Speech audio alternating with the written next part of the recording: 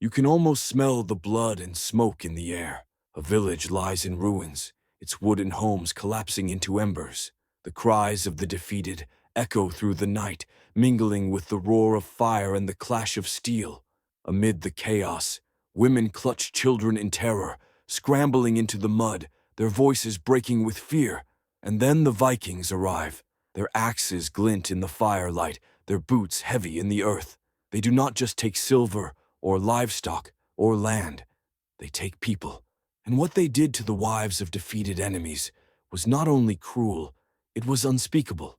This is the story that history has often buried, a side of the Viking Age that is less about glory and adventure and more about the silent suffering of those who had no voice. The Vikings are often remembered as daring explorers, as warriors who sailed into the unknown, as men who carved their names into the seas. We picture their longships cutting through fog, their sails like red wings against the horizon. We imagine them discovering new lands, telling sagas of gods and heroes. But those same sagas, written with pride, leave shadows at the edges, shadows where the screams of women and children once lived. What happened to wives in the aftermath of battle is a story far less romantic, far more painful. And yet, to understand history, we cannot turn away, because if we fail to confront cruelty where it thrived, we risk repeating the silence that allowed it to happen in the first place. Imagine for a moment, you're Ingrid, the wife of a local chieftain in a Scandinavian settlement around the year 870. You've lived through raids before. You've stood on the edge of the fjord, clutching your children, watching ships disappear into the mist as men went to war. You've seen victory feasts, where mead spilled like rivers, and you've seen mourning fires, where the dead were sent to the next world. But this time, your husband does not return. His rival has won, and with victory comes spoils. Warriors storm your home, splintering the door. They drag you from your bed, your hair pulled, your arms bruised. They shove you into the mud as flames lick the rafters of your house. Your children scream, but they are torn from your grasp. You are bound, tied to the back of a horse. You are Ingrid, but to them, you are not a wife, not a mother, not a person. You are a trophy. This was not rare. Across the sagas, in law codes, and in chronicles from foreign lands, there are hints and fragments of what happened to defeated wives. Free women became thralls, slaves forced to serve in the households of their conquerors. Others were taken as concubines, stripped of choice, their bodies treated as spoils. Some were married off to the very men who had killed their husbands, as a grotesque symbol of new ownership. And with that act, their lives changed forever. A woman who once held rights, who could own property, who could divorce, who could manage a farm, saw those rights vanish in a single night. The cruel irony is sharp. In peacetime, Viking women enjoyed freedoms unusual for the medieval world. They could divorce men who mistreated them, reclaim their dowries, inherit farms, and run households in their husband's absence. Compared to the locked and guarded lives of women in many parts of medieval Europe, Viking women seemed almost liberated. But that liberation was fragile, balanced on the thin edge of peace. In war, it shattered. Once a husband fell, once an enemy claimed victory, those rights evaporated like smoke. Survival itself became uncertain. Evidence of this comes not only from sagas, but also from archaeology. Graves of women chained, burial sites with shackles, suggest they were enslaved. Markets across the Viking world, Dublin, Hedeby, Birka, thrived on human trade, and women were at the center of it. Slaves, concubines, wives stripped of choice, sold, bartered, owned. Even Arab chroniclers who encountered the Vikings in trade markets describe women being displayed, sold like livestock, their fate determined by silver and greed. These were not isolated cases. This was an industry, and we cannot ignore what the evidence implies. Sexual violence was common. The sagas may avoid the explicit words, but the reality is unavoidable. Where women were taken as spoils, consent was erased. Where women were enslaved, exploitation followed. Some sagas hint at it in oblique ways. Women given to warriors, shared among raiders, taken as concubines. The euphemisms cannot hide the truth. It was part of the machinery of war. It was how victory was asserted, not just on the battlefield, but in the home, in the body, in the bloodline of the enemy. And this was systematic. Viking warfare was not chaos. It was organized. Spoils were distributed according to rank, with leaders claiming the richest prizes: silver, livestock, weapons, and people. Women and children were included in that calculus. A woman taken from a rival chief was more than property. She was a message. She symbolized the broken pride of her clan, the humiliation of her family. She was a living trophy, paraded as proof of dominance. Forced marriages sealed political deals. Concubinage swelled households with heirs. Slavery filled markets with profit. The wives of defeated men were pawns in a brutal game of power. But what about the children? They too were caught in the storm. Some were killed outright, their blood spilled to sever family lines.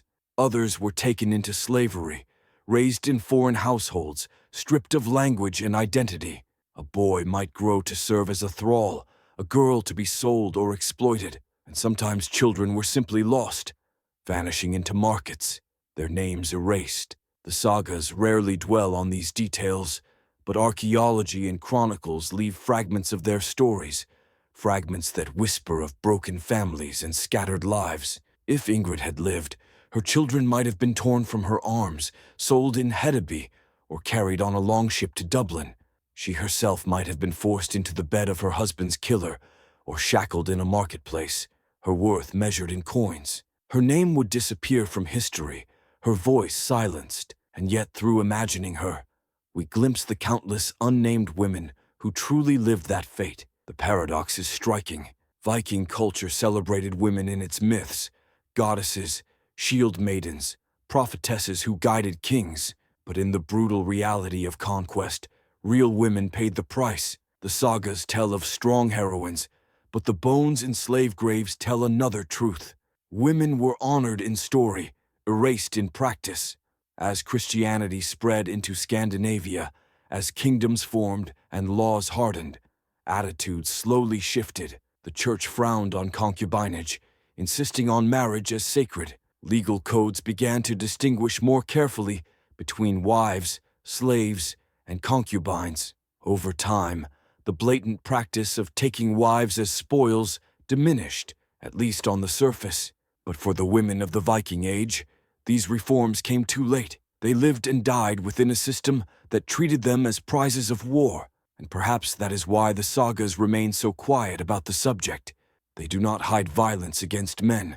They describe battles in detail, blood and bone, glory and defeat. But when it comes to women, the silence is deafening. Perhaps it was too shameful to admit, too normalized to record, or too painful to remember. The omissions themselves become evidence. Where there is silence, there was often suffering. But this is not only a Viking story. Across history, conquerors have done the same. The Romans paraded captive queens. The Mongols took wives of fallen rivals. Medieval knights in their crusades committed unspeakable acts against women in captured towns. Even in modern conflicts, sexual violence is still used as a weapon of war. The Vikings are not an exception. They are part of a pattern. But because we so often romanticize them, turn them into heroes in films, games, and myths, their cruelty is easier to overlook. And when we overlook it, we erase their victims twice, once in their time and again in ours. And this is why we must tell these stories, not to demonize one people, but to remind ourselves of the cost of war, to remember that every saga of conquest hides another saga of silence, to give names, even imagined ones like Ingrid, to the countless forgotten women who bore the scars of history. Because history is not only about the victors, it is also about those who were silenced. Think again of Ingrid, her home burning behind her, her husband dead, her children torn away, her wrists raw from rope, her future shattered. She does not appear in the sagas. Her voice does not echo in the great halls of story, but she existed in countless forms, in countless women whose lives ended in shadows. To imagine her is to resist forgetting. To tell her story is to give dignity back to those denied it. And when we look at the world today, her story still matters. In wars across the globe, women continue to be targets, continue to be treated as spoils. The echoes of the Viking Age are not gone. They live on in every conflict where families are destroyed, where women pay the price for battles they did not choose.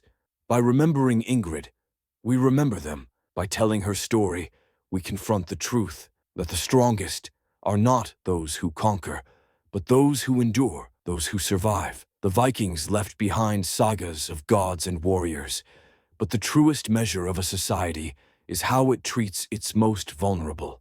And in this measure, the Viking Age, like so many others, stands guilty. Yet we, today, can choose to break that silence. We can choose to tell not only the stories of the strong, but of the silenced. To remember the wives of defeated enemies not as spoils, but as people. To give them, at last, the dignity of being remembered. If this story stirred you, if it made you pause, then let it not end here. Share it, discuss it, ask yourself, should we celebrate conquerors without also remembering their victims? And if you believe forgotten voices deserve to be heard, join me, subscribe, and stay with us, because history is full of stories still buried, waiting to be uncovered, waiting for someone to finally listen.